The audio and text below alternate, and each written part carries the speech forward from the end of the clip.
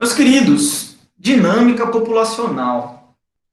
É claro que isso é um conteúdo dentro de ecologia, mas por que a gente vê isso? Vocês se perguntam isso? Seja na aula de biologia, seja na aula de história, de geografia, de matemática. Por que eu estou vendo esse conteúdo agora e não depois? Será que o professor está seguindo o livro aí sem pensar, ou ele planejou essa ordem? Será que tem um motivo? De fato, tem um motivo. Muitas coisas têm razão de ser. E essa é uma delas. Na última aula, vocês se lembram muito bem, a gente entendeu os tipos de interação, os tipos de relações ecológicas existentes dentro de uma população e dentro de uma população de uma mesma espécie e entre espécies diferentes. Então, dentro de uma mesma espécie e entre espécies diferentes. Em outros momentos das nossas aulas, a gente já entendeu também qual é o conceito de população. População é um conjunto de indivíduos que pertencem à mesma espécie, que vivem no mesmo local, no mesmo tempo, enfim, eles estão ligados de alguma maneira. Então, não adianta, quando eu olho para a população, eu pensar em uma onça pintada do Pantanal e uma onça pintada do norte da Amazônia. Elas nunca vão se encontrar. Pelo menos isso é totalmente improvável. Quando eu olho população, é uma questão mais prática. Espécie é um conceito importante, mas quando eu estou estudando ecologia, o conceito de espécie, às vezes, ele não é tão importante quanto o de população, porque o de população eu estou olhando mais para a coisa acontecendo mesmo. A população de Bauru, a população do Pantanal, a população do Cerrado, e aí eu entendo o que está acontecendo com essa população. Claro, sem esquecer os outros nuances, né, de espécie, de as outras espécies envolvidas nessas relações, nesse processo, enfim. Então, com em mente esse conceito de população e entendendo as relações que vão influenciar essas populações, por isso a gente viu aqueles conteúdos, por isso agora a gente, tendo clareza dos tipos de relações ecológicas, a gente pode estudar dinâmica populacional, vamos embora, vamos em frente. Muitos materiais, confesso para vocês, vou falar uma curiosidade para vocês. Muitos materiais, eles explicam todos os conceitos e no fim eles fecham o conteúdo com um gráfico como esse. Eu, como sei que vocês são muito inteligentes, muito perspicazes e vocês são fodas, eu vou começar, eu acho que é muito mais intuitivo. Vou começar com o gráfico. O que será que esse gráfico representa? Eu já coloquei ali no eixo X, no eixo Y, o que é cada eixo, como será que essas coisas se relacionam? Como que um eixo se relaciona com o outro? O que isso representa afinal? A gente está estudando dinâmica de populações, então é claro que esse gráfico se refere a uma população. Me falem um ser vivo. Pode ser qualquer um, qualquer espécie. O primeiro comentário eu vou acatar. Rato. Muito bom exemplo, Maria Luísa. Falei para vocês, eu poderia falar ser humano, mas como eu sou de biologia, adoro o ser humano, nem tanto às vezes, mas eu vou no rato agora. E vocês sempre vão entender que eu posso falar o rato, mas poderia ser o ser humano, poderia ser a formiga do José, poderia ser qualquer outro aqui nos exemplos que eu vou dar. São exemplos gerais. Imaginem o rato da Maria Luísa, um casalzinho de ratos. Eu pego esses dois e eu solto eles em uma fazenda. Nessa fazenda, eu me certifiquei de que não existem predadores. Então não vai ter raposa, não vai ter lobo-guará, não vai ter gato, não vai ter cachorro, não tem nada que vá comer o rato. Ainda. Também, eu tenho outra situação. Além de não existirem predadores,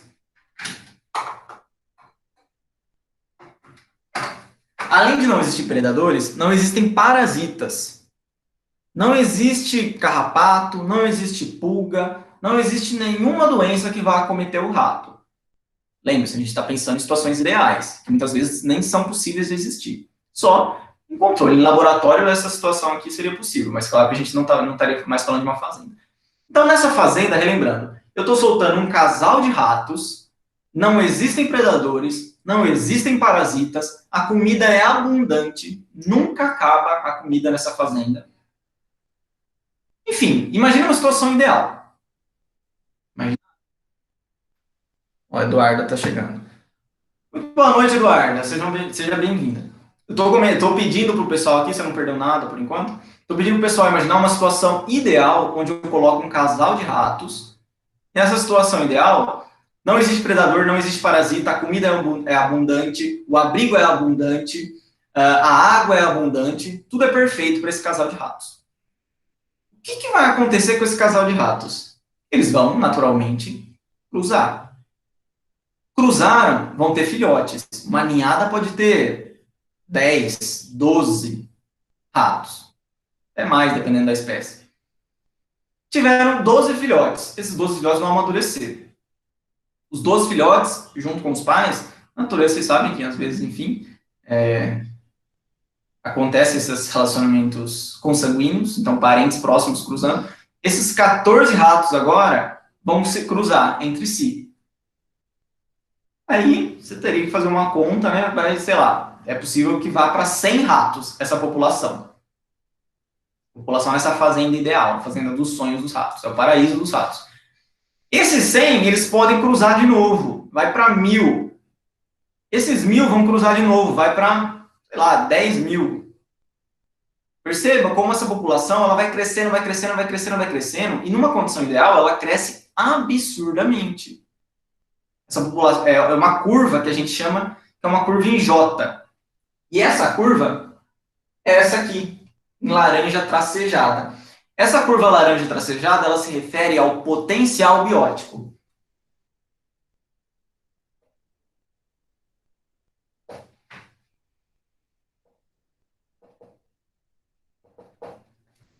Esse nome está sendo revisto, mas é o mais comum ainda. Alguns materiais já mais atualizados trazem como taxa de crescimento intrínseco. Então, é o potencial, a palavra potencial acho que ajuda muito a entender esse conceito. É a capacidade dessa espécie ou dessa população de crescer em condições ideais. Perceba como é uma curva em J. Ela começa devagarinho e ela sobe, sobe, sobe, sobe, sobe, e ela nunca para de subir. Ela tende ao infinito. Se a gente imaginar essa situação ideal se perpetuando, essa população ela tende ao infinito. Ela nunca vai parar de crescer. Cresce, cresce, cresce, cresce, cresce, cresce, cresce, cresce, cresce. Aí eu pergunto para vocês. Vamos lá, Fabiane. Eu pergunto para vocês. Essa situação ideal é a que acontece na natureza? Essa situação que os ratos vão encontrar, que as formigas vão encontrar, que os lobos-guará vão encontrar, que os próprios seres humanos vão encontrar na natureza? É evidente que não. O rato vai ter predador, vai ter parasita, nem sempre a comida vai ser abundante, nem sempre a água vai ser abundante, nem sempre o abrigo vai ser abundante. A mesma coisa para o lobo-guará, a mesma coisa para o ser humano, a mesma coisa para a formiga, a mesma coisa para a trepadeira, para a samambaia, para as bactérias, a mesma coisa para qualquer ser vivo. Então, ainda que uma população tenha uma capacidade intrínseca, tenha um potencial de se reproduzir indefinidamente, a natureza não é assim. O buraco é mais embaixo no mundo real. E essa população de ratos, que não vai viver numa fazenda dos sonhos, ela vai viver na natureza, ela vai viver no mundo real, ela vai crescer dessa maneira aqui.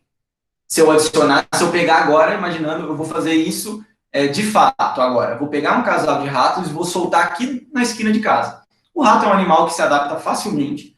Então, essa população de rato, essa população, que tem dois indivíduos por enquanto, um macho e uma fêmea, ele tende a crescer mais ou menos dessa maneira aqui. Percebam que não é uma curva que vai, sobe, sobe, sobe, sobe, sobe e nunca mais para de subir. É uma curva muito mais real.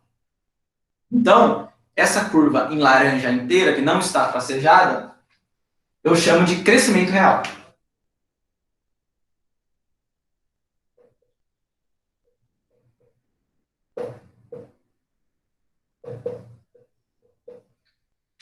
Eu posso... Ele é mais lento, Liara. De certa forma, ele é mais lento, sim. Só que é relativo essa questão do lento, né? Então, se a gente comparar, numa condição ideal, atingir 100 indivíduos na população vai ser bem mais rápido do que no mundo real, tá? A condição ideal vai ser muito mais rápido chegar em qualquer número. Então, de certa forma, sim, é mais lento. Mas o grande ponto aqui não é nem a questão da rapidez, ainda que ela possa ser importante. Na curva de crescimento real, eu posso dividir essa curva ainda em alguns pedaços, em faixas diferentes. Está acontecendo coisas diferentes. Vou imaginar esses dois ratinhos ainda. Eu soltei os dois ratinhos, aqui o que eu destaquei em a população começa a crescer. É o primeiro cruzamento, a primeira ninhada. Essa população, que ainda é muito pequena, ainda está se adaptando a esse ambiente novo. Às vezes é uma espécie de um rato asiático. Chegou aqui no Cerradão de Bauru, é muito calor, tem muito gato aqui. A minha vizinha tem um monte de gato, na verdade, a casa está abandonada, tem um monte de gato. Então, esses gatos aqui que moram na minha vizinha, eles vão comer esse rato. Então, esses ratinhos, eles estão tendo um tempo para se adaptar ainda. É a fase A, é o comecinho, é o tempo de adaptação da população. A população se adaptou, ficou legal, já se acostumou aqui com o Cerradão de Bauru, o sol, a chuva, o frio, o calor, já se acostumou, já sabe onde tem alimento, já sabe onde é perigoso. Essa população ela vai crescer muito, muito, muito aceleradamente, muito rápido. E é a fase B. Então perceba que a curva está crescendo assim, e tem um boom populacional. Cresce muito, muito rápido a população. O que nos leva à fase C. Esses ratos agora aqui perto de casa, eles se adaptaram muito bem, eles estão crescendo bastante a população. Mas lembre-se, não é uma situação ideal.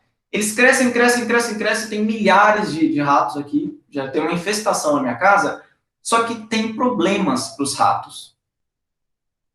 O alimento tende a acabar, porque mesmo que tenha muito alimento, se a população não para de crescer, esse alimento vai ficar escasso em determinado momento. Os gatos aqui da minha vizinha vão comer os ratos, mesmo que os ratos estão se dando bem, os gatos vão comer alguns indivíduos. Vai ter gente que vai jogar veneno para matar os ratos.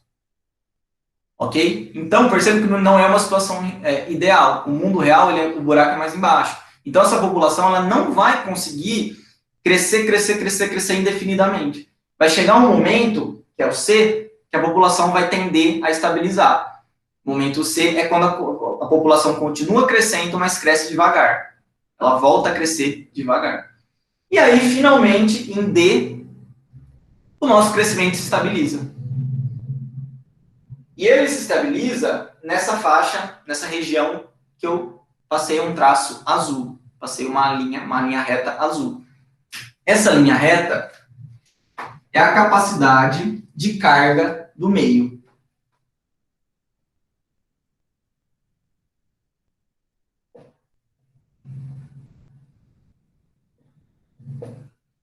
É o quanto aquele meio aguenta. E nisso eu vou colocar vários fatores nessa capacidade do meio, que eu já citei. Principalmente o alimento, os predadores. A gente tem, então, lembrando das relações ecológicas, a gente tem uma tendência da população de predadores controlar a população de presas, a população de presas controlar a população de predadores. Por quê? Se eu tenho muito rato para os gatos aqui da minha vizinha comer, nossa, eles também vão estourar. Eles crescem, crescem, crescem, crescem. Se a população de gato da minha vizinha cresceu, aí tem muito gato para comer rato. Então a população de rato vai tender a cair, porque tem muito predador. Aí a gente volta para o mesmo ponto. Agora tem pouco rato e os gatos vão morrer de fome. Os gatos morreram de fome, a população de rato vai voltar a crescer, porque tem pouco predador. A população de rato cresceu, os gatos vão fazer a festa. A população de gatos vai crescer. Tem muito predador, os ratos vão se dar mal. A população de ratos vai crescer. E é isso que vai acontecendo. Eu dei um exemplo aqui só da questão predador-presa, mas podem ser outros fatores também. Então a população ela estabiliza, e ela não estabiliza numa reta. O mundo real ele não é algo matemático, algo abstrato, algo ideal. Ele não é uma reta quando estabiliza. Ele é uma ondinha. A população cresce e depois logo cai. Cresce um pouquinho, cai um pouquinho. Cresce um pouquinho, cai um pouquinho. Cresce um pouquinho, cai um pouquinho. Porque ela estabilizou. E vocês devem ter notado que faltou uma setinha para eu completar aqui. Que a setinha aqui está em preto. O que será que é esse preto? Percebam.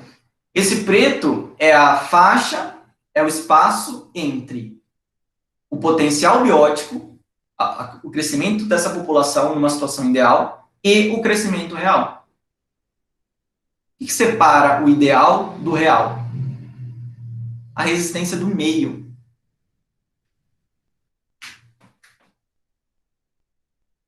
Resistência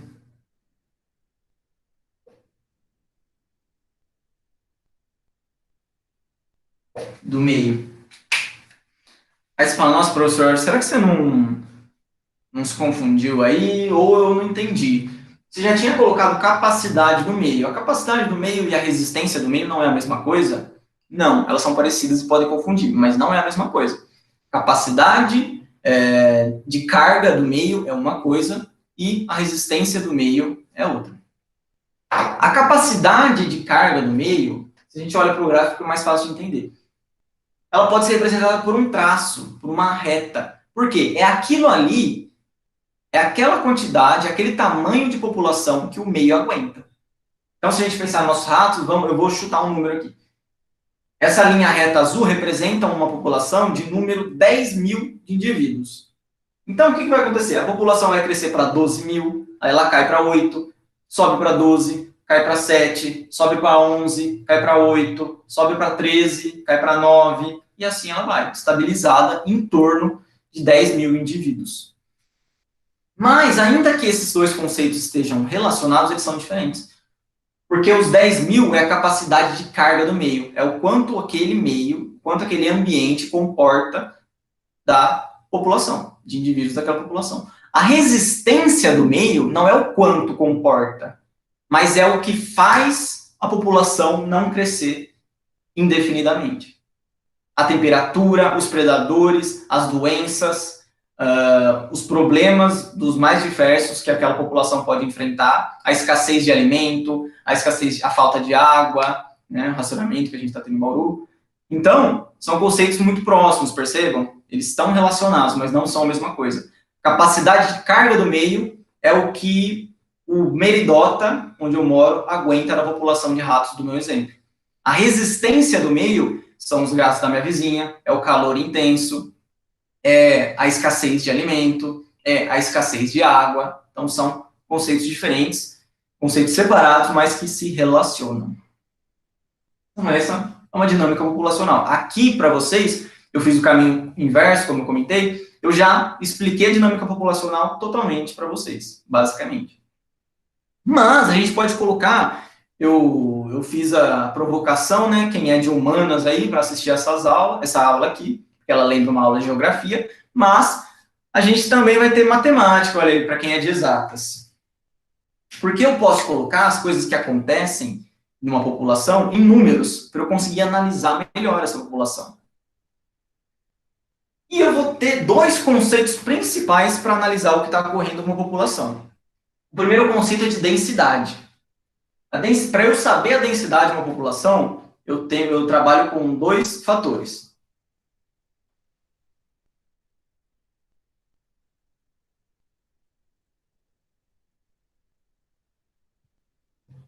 O número de indivíduos dividido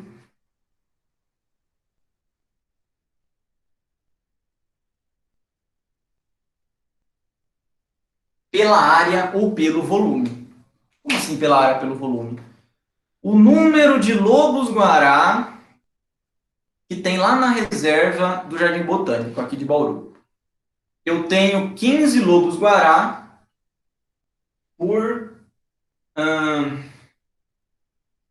vou chutar um número aqui, porque eu não sei o tamanho da reserva do lobo-guará. Vai ficar fácil. Eu tenho 15 lobos-guará num espaço de 15 mil quilômetros quadrados. Ou seja, a minha densidade é um lobo a cada 1.000 quilômetros quadrados. Certo? Por que eu posso dar em volume também? Volume normalmente é utilizado para animais aquáticos, seres vivos aquáticos, né? Não só animais.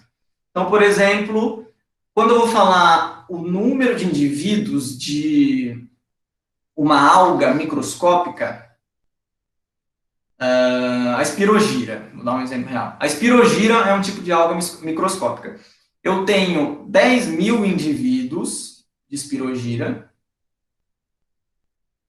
em...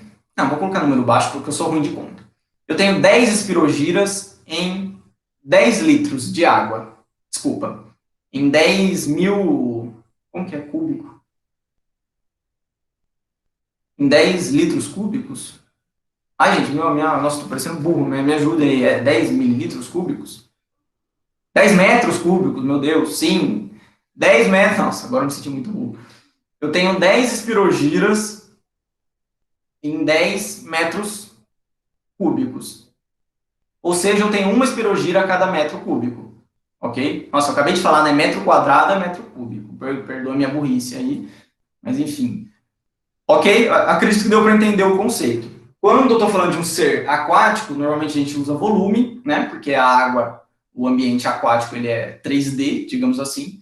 E quando eu estou falando de seres vivos terrestres, a gente costuma utilizar a área. Então, eu tenho 10 lobos-guará por tantos metros quadrados. Eu tenho uma alga por tantos metros cúbicos. Perfeito? E eu tenho outro conceito muito interessante também, que é muito importante. Esse aqui já é sugestivo, né? Já dá para entender do que se trata. E eu vou usar um exemplo humano agora. Tanto falei de geografia, eu vou usar o ser humano como exemplo. Digamos que em 2018 eu tinha 20 mil habitantes no Meridota, aqui onde eu moro. Será que a população do Meridota cresceu ou diminuiu? Eu posso fazer o seguinte, eu não tenho o número total, então eu não sei se agora a população é 22 mil, ou se é 17 mil, ou se é 30 mil, mas eu tenho outros fatores, que são os que a gente usa para ver se a população está crescendo ou está diminuindo. Eu tenho a natalidade, número de nascimentos, eu tenho a mortalidade, número de mortes, eu tenho a imigração, número de indivíduos que vieram para a população que eu estou falando, e a emigração, número de indivíduos que foram embora da população que eu estou me referindo. Então, vamos supor, vou colocar aqui para vocês. Não, desculpa. Não tem essa barra aqui. Para eu saber se a população está crescendo ou diminuindo, ou seja, para eu saber a taxa de crescimento, eu tenho que fazer o seguinte: eu tenho que pegar o número de nascimentos mais o número de indivíduos que vieram para a população, ou seja, o número de imigrantes. E eu subtraio o número de mortes e, lógico, o número de indivíduos que zarparam, que vazaram, que foram embora do Meridota. Então eu tenho que fazer esta conta para saber se a população diminuiu, se a população cresceu. Então eu vou colocar em números isso, como exemplo, continuando o exemplo que eu dei. Vamos imaginar que em 2018 a população do Meridota era 20 mil. Eu não sei se está diminuindo, se está crescendo, não tenho os números absolutos. Mas eu sei, porque eu estava lendo o jornalzinho aqui da comunidade, eu sei que, me ajudem aí a fazer as contas, nasceram 250 bebês.